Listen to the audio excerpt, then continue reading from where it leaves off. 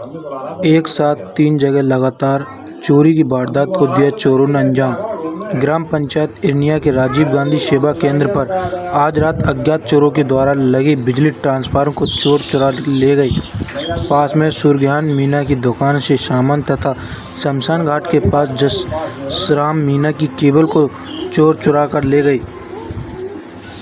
आज इरनिया में जो अज्ञात चोरों के द्वारा चोरी की गई है उसमें बताना चाहेंगे जसराम मीना जी, आप बताओ कि इरनिया में किन किन लोगों के चोरी हुई है।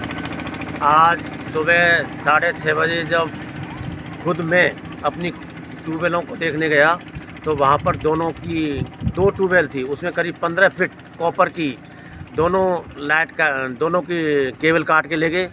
और आज से 8-7 दिन पहले हमारे वहाँ से कम से कम 30-35 किलो पाइप थे, उनको जो कोटरी होती है, पाटड़ होती है, उसमें से खिड़की काट के उनको भी ले गए। और आसपास जब हमने चेक किया तो अमर सिंह उनकी भी केबल काटी है। और हमारे नियरेस्ट भाई खेड़िया गांव उसमें भी 1-2 की केबल काटी है। सोन है, उसका नाम सुना है कि उसकी भी केबल काटी है। और हमारे सूर्यज्ञान मीना है, उसका एक छोटा सा खोखा है चाय का, उसमें से भी उसका तोड़ के उसमें से भी कुछ अज्ञात आदमियों ने उसमें भी कुछ सामान को लेके गए हैं।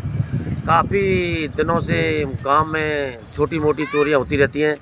प्रशासन विभाग पुलिस है वो आके ना तो गांव में गश्त लगाते हैं और ना ही किसी प्रकार की कोई ऐसी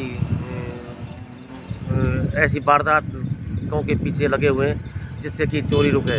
बीच बीच में यदि हमारे ग्राम पंचायत इरनिया में यदि एक पुलिस चौकी की व्यवस्था हो जाए तो जिससे कि मतलब चोरों को हम कंट्रोल कर सकें और बीच बीच में गश्त भी लगे। गांव वाले किसान अब काफ़ी बड़ी बाजरे की फसल हो रही है, जब वे खेतों में शाम सुबह जाके रातों में जाके चेक करते हैं तब तो कुछ नहीं मिलता, लेकिन अज्ञात लोग उन्हीं में घुस जाते हैं बाजरों में।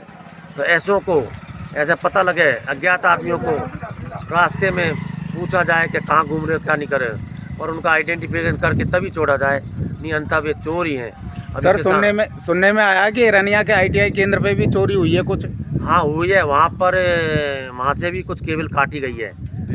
DP के पास में जो केबल थी वहाँ पर से भी चोर काट के ले गए। DP को ही ले गए। इसलिए बड़ी बड़ी चोरी हो रही है। पुलिस विभाग जब तक इस पर ध्यान नहीं देगा, जब तक ये छोटी मोटी चोरियां रुकेंगी नहीं, किसानों को बहुत लॉस होगा।